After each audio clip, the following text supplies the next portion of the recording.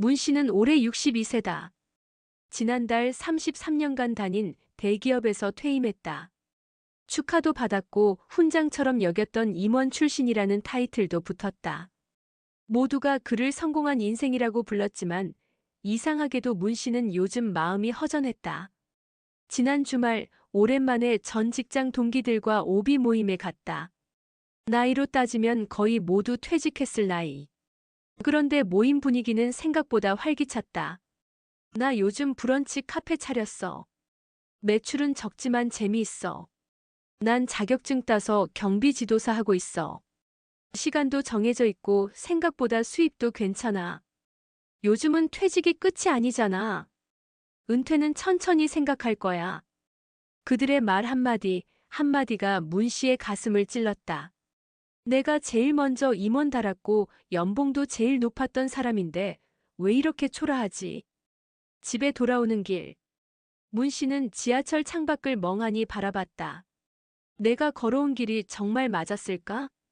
문득 그의 뇌리를 스친 말이 있었다. 지금은 인생 곡선이 바뀐 시대다. 인생 이막. 한 번의 성공이 인생 전체를 보장하던 시대는 지났다. 통계청은 한국인의 기대 수명이 83.6세라고 말한다. 과거 환갑에 은퇴해 70세를 넘기면 오래 사는 축에 들었지만 이제는 은퇴 후에도 20년 넘게 살아야 한다. 문 씨는 지금 그 인생 이막 초입에 서 있었다. 그는 자리에 앉아 어포 용지를 꺼내 지금 내가 무엇이 부족한가를 적기 시작했다. 돈은 솔직히 좀 모아놨지. 그렇게 생각했던 문 씨는 국민연금 수령액을 확인했다. 월 85만 원. 퇴직금 일부는 자녀 교육비로 썼고 남은 자산은 아파트 한 채. 문득 한 기사를 떠올렸다. 부부 기준 노후 적정 생활비는 월 246만 원. 현재 60대 이상 가구의 평균 가처분 소득은 180만 원. 68%의 고령자가 노후 소득에 불안함을 느낀다. 문 씨도 그 68% 중 하나였다. 현금 흐름을 만들어야 해. 계속 벌 순 없어. 그러면 어떡해? 그는 더하기보다 빼기가 중요하다는 조언을 떠올렸다. 가계부를 펼쳤다. 정확히 말하면 결혼 이후 처음으로 진지하게 생활비를 계산해봤다. 국민연금은 매달 85만 원 들어오고 아파트는 시세 7억이고 통장엔 3천만 원이 있고 퇴직금은 절반 이상 자녀 결혼비로 나갔고 한 달 생활비는 아내와 둘이 합쳐 320만 원 정도였다. 어라? 이러다 3년도 못 버티겠는데. 문득 예전에 뉴스에서 본 통계가 떠올랐다. 60대 부부 기준 적정 생활비는 월 246만 원. 60세 이상 가구의 월 평균 가처분 소득은 약 180만 원. 자신도 그 평균 아래에 속해 있다는 사실이 뒤늦게 와닿았다. 그는 그 자리에서 말없이 손을 들었다. 내가 너무 안일했구나. 그날 밤 그는 깊은 고민에 빠졌다. 이대로 계속 돈을 벌 수 있을까? 아니, 내가 진짜 필요한 건 돈을 버는 게 아니라 돈이 흐르게 만드는 방법이 아닐까? 그는 다음 날부터 지출 구조를 분석하기 시작했다. 먼저 집을 생각해 보니 34평 아파트는 부부 둘이 살기엔 너무 컸다. 냉장고에도 텅 빈 공간이 많았고 방 하나는 1년째 불이 켜지지 않았다. 20평대로 옮기면 어때? 실제로 계산해 보니 지금 집을 팔면 약 2억의 현금이 남고 그 돈만으로도 매달 40만 원가량의 이자 수입이 생길 수 있었다. 그는 차도 팔았다. 자동차 보험, 기름값, 주차비, 정비비 등등 모두 합치면 연간 600만 원이 넘는 지출이었다. 다음은 외식비. 주말마다 나가던 고깃집, 습관처럼 먹던 커피 전문점, 한 달에 몇 번만 줄여도 30만 원은 아끼겠네. 지출 구조를 바꾸니 신기하게도 마음이 가벼워졌다. 버는 게 아니어도 이렇게 현금이 남는구나. 작은 평수 없는 차, 줄어든 외식이 그의 자존심을 깎지 않았다. 오히려 자신의 삶을 통제하는 힘을 되찾은 기분이었다. 며칠 뒤 그는 조심스레 주택연금도 검색해봤다. 주택금융공사 사이트에 아파트 시세를 입력하니 매달 약 154만 원을 받을 수 있다는 안내가 떴다. 국민연금 85만 원, 주택연금 154만 원 합계가 월 239만 원, 거의 적정 생활비에 근접한 금액이었다. 문 씨는 주택연금 설명회를 찾아가 직접 상담도 받았다. 부드럽게 설명해 주던 직원이 마지막에 물었다. 결정하시겠습니까? 문 씨는 잠시 생각했다. 이 집은 우리 가족의 역사고 추억이고 아이들이 자란 곳이다. 하지만 내가 이 집을 지키기 위해 일생을 바쳤는데 이제 이 집이 나를 지켜줄 순 없을까? 그는 고개를 끄덕였다. 집을 지킨다는 고집이 가난을 불러오기도 하지. 문 씨는 집을 안정감이 아닌 활용 자산으로 보기 시작했다. 그날 밤 아내가 물었다. 정말 괜찮아? 응. 나는 이제 돈이 있어야 편한 게 아니라 흐름이 있어야 편하다는 걸 알았어. 우린 지금부터 더 이상 쌓지 않고 잘 흘려보내며 살자. 그의 눈빛은 편안했고 그의 표정은 오랜만에 웃고 있었다. 벌지 않아도 살 수 있는 구조가 있다면 그것이 진짜 자유다. 사람이 할 일이 없으면 무기력해진다. 문 씨는 퇴직하고 처음 2달 동안 매일 오전 6시에 일어났다. 몸이 먼저 깼다. 30년간 출근했던 습관이었다. 하지만 문제는 그 다음이었다. 커피를 마시고 뉴스를 보고 유튜브를 보고 나면 할 일이 없었다. 나가기도 귀찮고 전화도 뜸했다. 어디에 가도 자신이 불청객처럼 느껴졌다. 오전 11시, 오후 2시, 오후 4시. 시간이 왜 이렇게 안 가는지 몰랐다. 그는 하루하루 자신이 사라지는 느낌을 받았다. 아내는 그런 그를 눈치 보며 조심스럽게 대했다. 같이 마트라도 갈까? 나중에. TV 리모컨을 잡고 있는 자신의 손이 점점 더 낯설어졌다. 퇴직이란 게 일만 그만두는 줄 알았더니 나라는 사람도 같이 사라지는 거였나? 그 무렵 40년 지기 고등학교 동창이 연락을 해왔다. 야, 너 목소리 괜찮잖아. 우리 합창단에 자리 하나 남았어. 해볼래? 문 씨는 웃으며 말했다. 야, 내가 지금 이 나이에 무슨 합창이냐? 나 노래 못해. 하지만 친구는 끈질겼다. 그냥 와서 듣기만 해도 돼. 사람들 다 은퇴하고 모인 거야. 다들 비슷해. 그렇게 문 씨는 일요일 오후 작은 교회 건물 지하 연습실에 들어섰다. 합창단 이름은 사람소리 중창회. 처음에는 거의 아무 말도 하지 않았다. 그냥 뒤에서 조용히 악보를 넘기고 소리만 흉내냈다. 그런데 지휘자가 말했다. 저기 뒤에 앉은 분 목소리 좋으시네요. 앞으로 나와보세요. 순간 얼굴이 붉어졌다. 에이, 저는 그냥 구경 온 거예요. 하지만 그 말이 문 씨의 마음속에서 자꾸 맴돌았다.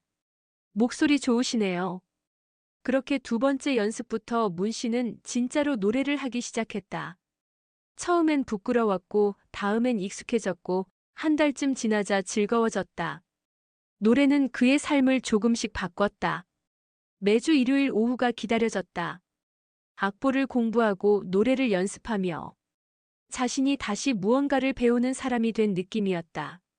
무엇보다 거기선 아무도 직급이나 이력을 묻지 않았다.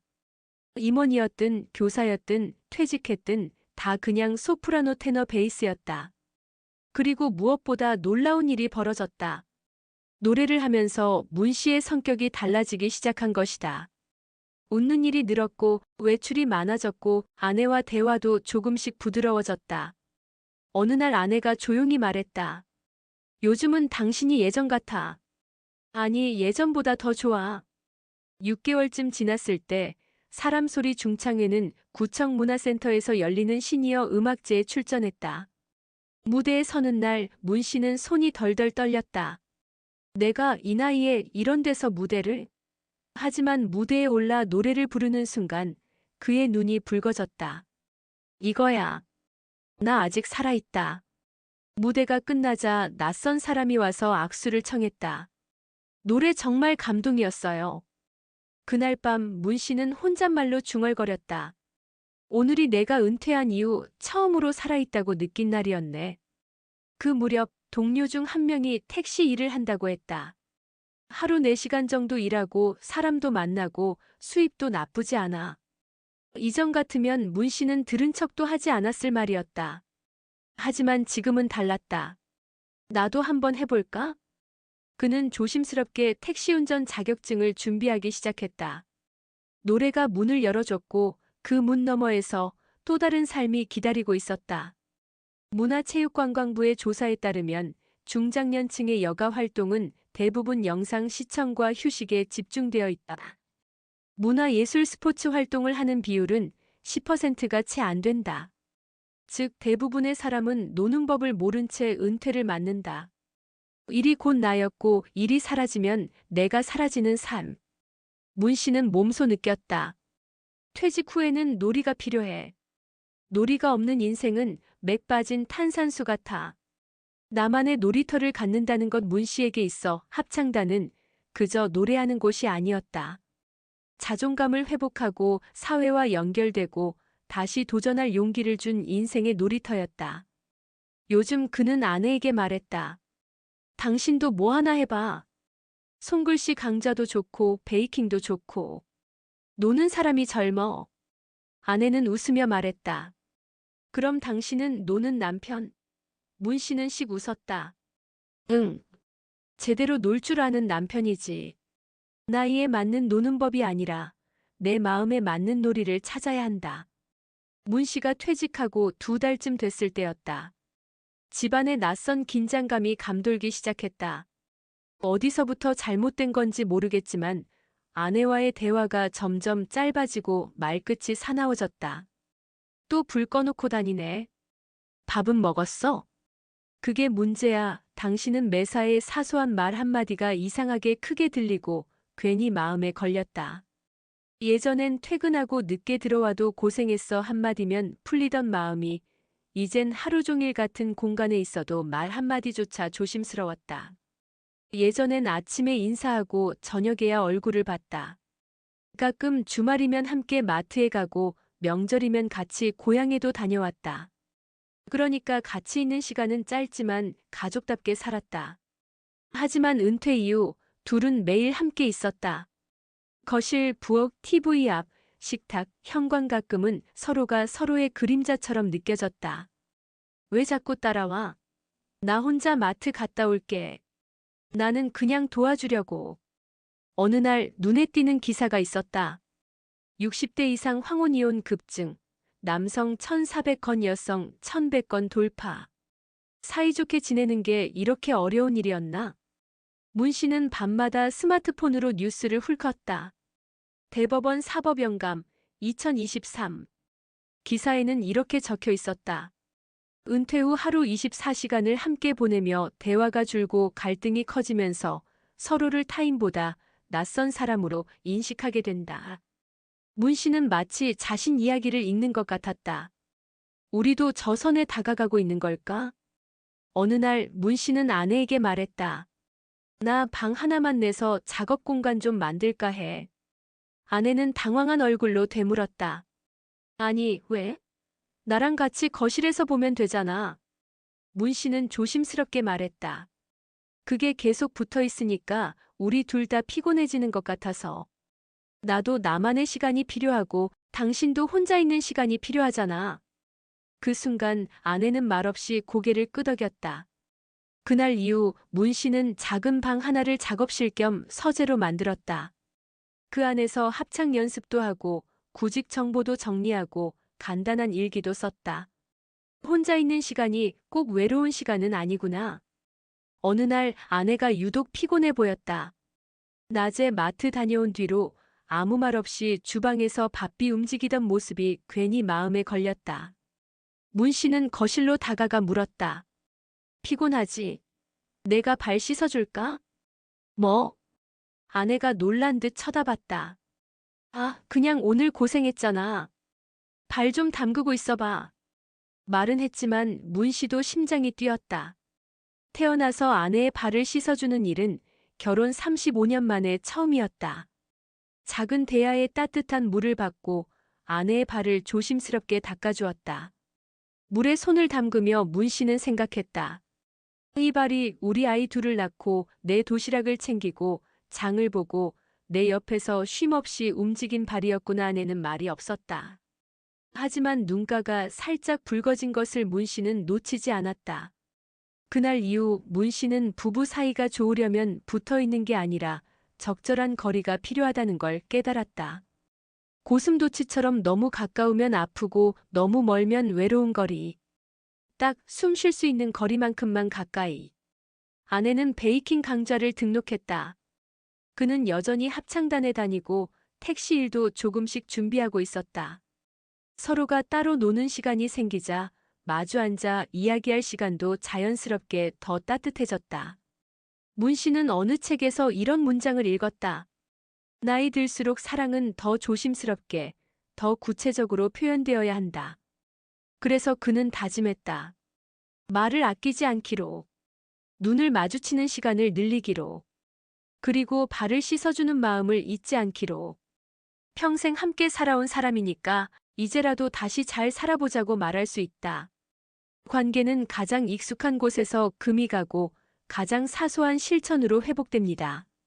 은퇴 이후 부부는 실과 바늘처럼 붙어 있어야 한다는 생각 대신 각자 숨 쉴 공간과 시간을 마련한 고슴도치 부부의 거리가 오히려 서로를 더 오래 다정하게 만들어줍니다. 어느 날 오후였다. 합창 연습을 마치고 집으로 돌아오던 길 문 씨는 가슴이 뻐근한 걸 느꼈다. 숨이 왜 이렇게 차지나. 그냥 조금 서 있었는데. 별일 아니겠거니 하고 넘기려 했지만 며칠 후 계단을 오르다 다리가 후들거리는 걸 느꼈다. 가슴이 답답하고 식은땀이 났다. 아내가 걱정스러운 얼굴로 말했다. 병원 가자. 당신 요즘 숨소리 이상해. 종합검진 결과 의사는 진지한 표정으로 말했다. 당뇨 전 단계입니다. 콜레스테롤 수치도 높고 혈압도 경계선에 가까워요. 문 씨는 순간 멍했다. 나는 지금까지 병원 한 번 안 다녔는데 하지만 그것이 문제였다. 30년간 바쁘다는 이유로 미뤄온 건강, 은퇴하고 한가해지자 그동안 쌓인 것들이 한꺼번에 쏟아져 나왔다. 그는 집에 돌아와 인터넷을 검색했다. 그러다 통계청과 보건복지부 자료를 보게 되었다. 대한민국 기대수명 83.6세, 건강수명 65.1세, 즉 평균적으로 18년 이상 병치레하며 산다는 뜻이다. 문 씨는 중얼거렸다. 83까지 산다고 해서 다 사는 게 아니구나. 65세가 넘으면 병원 데리고 다니는 나이가 되는 거구나. 그때 문득 자신이 지금 63세라는 사실이 소름처럼 다가왔다. 그날 이후 문 씨는 낡은 운동화를 꺼내 들었다. 어디서부터든 시작해야겠지. 처음엔 10분 걷는 것도 힘들었다. 허리가 뻐근했고 무릎이 시큰거렸다. 하지만 매일 5분씩 시간을 늘려갔다. 합창 연습이 있는 날은 일부러 한 정거장 먼저 내려서 걸었다.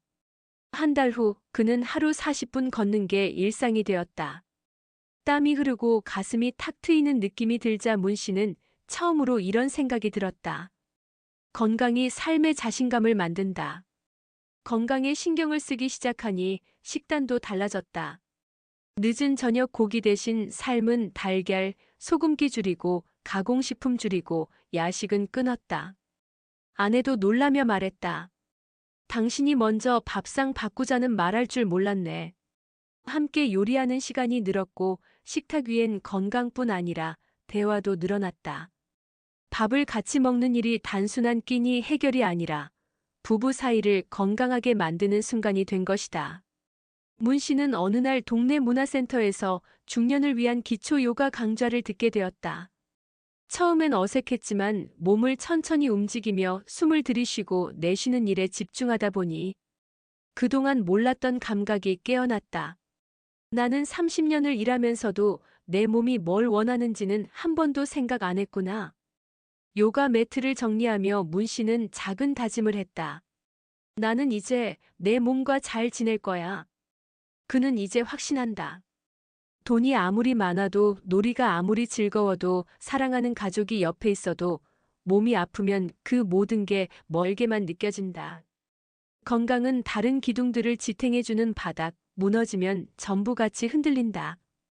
지금 문 씨는 아침에 일어나면 유산소 운동 30분, 저녁엔 아내와 함께 스트레칭, 주 3회 문화센터 요가 수업, 건강한 식단을 아내와 함께 준비, 3개월마다 건강검진 예약, 이렇게 살고 있다.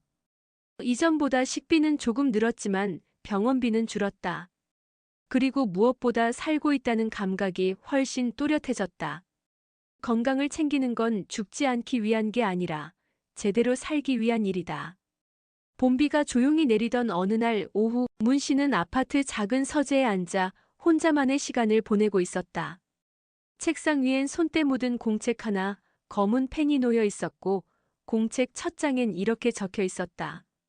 나에게 묻는다. 당신은 이제부터 어떻게 살고 싶은가? 그 문장을 적고 나서 문 씨는 펜을 놓고 한참을 눈을 감았다.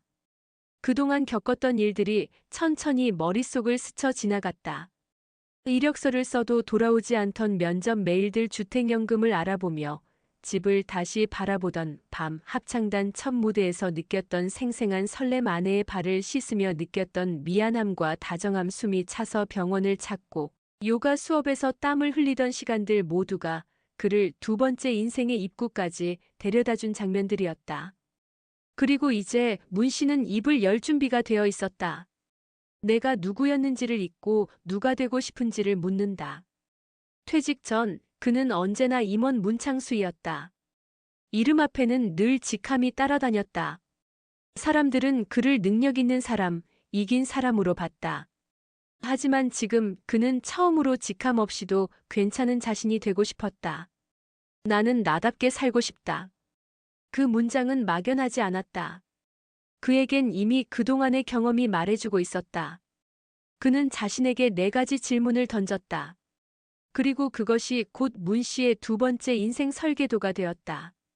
돈이 문제였다. 그러나 더 본질적으로는 돈이 어떻게 나에게 들어오고 나가는지를 이해하는 일이 문제였다.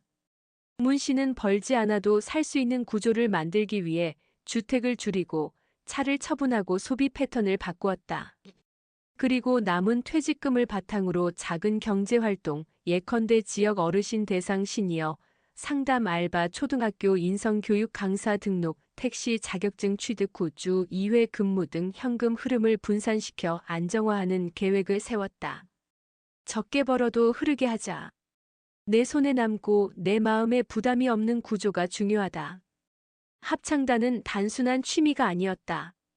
그는 거기서 배우는 기쁨, 무대에 선다는 자부심, 사람들과 함께 있다는 연결감을 얻었다. 문 씨는 그 감정을 놓치고 싶지 않았다. 그래서 그는 기쁨 목록을 따로 만들었다. 합창단 매주 일요일, 문화센터 수채화반 등록, 매일 30분 책 낭독 후 필사, 아내와의 주 2회 산책, 말은 적게, 걷기는 길게, 놀이란 그저 시간을 때우는 것이 아니라 자신을 살아있는 상태로 유지하는 행위라는 것을 그는 이제 몸으로 알고 있었다. 가장 가까운 관계인 부부 사이를 다시 보고 지금까지의 오랜 동행에 감사와 여유를 불어넣기로 했다. 그는 아내와 함께 약속했다. 각자의 방, 각자의 시간을 존중하되 매주 금요일 점심은 데이트 식사, 서로에게 매주 한마디 칭찬을 편지로 남기기, 분기마다 한 번 단둘이 소풍처럼 짧은 여행 가기. 내가 변하니 아내도 변하더라. 아내가 웃으면 집이 집답더라. 관계란 누군가를 바꾸는 것이 아니라 나의 태도를 바꾸는 데서 시작된다는 것을 문 씨는 60이 넘어서야 깨달았다. 문 씨는 이제 몸이 자신에게 말을 건다는 걸 안다. 무릎이 시큰거리면 걷는 방식을 바꾸고, 숨이 차면 속도를 늦추고, 소화가 안 되면 식탁을 점검하라. 몸은 정직했고 몸은 게을리하면 곧바로 삶의 질을 흔들었다. 그래서 그는 매일 스트레칭 10분, 매주 3일 이상 30분 걷기, 일주일에 한 번 건강 노트 작성. 새벽에 일어나면 손바닥 마찰로 에너지 순환, 작은 실천이지만 그는 매일 자기 몸을 챙기는 사람이 되기로 결심했다. 공책의 마지막 장에 그는 이런 문장을 적었다. 인생의 첫 번째 인생은 올라가는 법을 배운 시간이었다. 두 번째 인생은 걸어 내려가는 길을 설계하는 시간이다. 나는 이제 내가 만든 길을 걸어갈 것이다. 그날 이후 문 씨는 자신의 인생을 두 번째 작품으로 새로 빚고 있다. 그는 더 이상 초라하지 않았다. 그는 이제 자기 삶의 주인이라는 것을 몸, 마음, 시간, 관계, 그리고 목소리로 증명하고 있었다. 나답게 살기란 새로운 걸 찾는 일이 아니라 잊고 살았던 나를 다시 꺼내는 일이다. 오늘은 여기까지입니다. 저는 더 나은 영상으로 다시 찾아뵙겠습니다. 행복하고 건강하세요.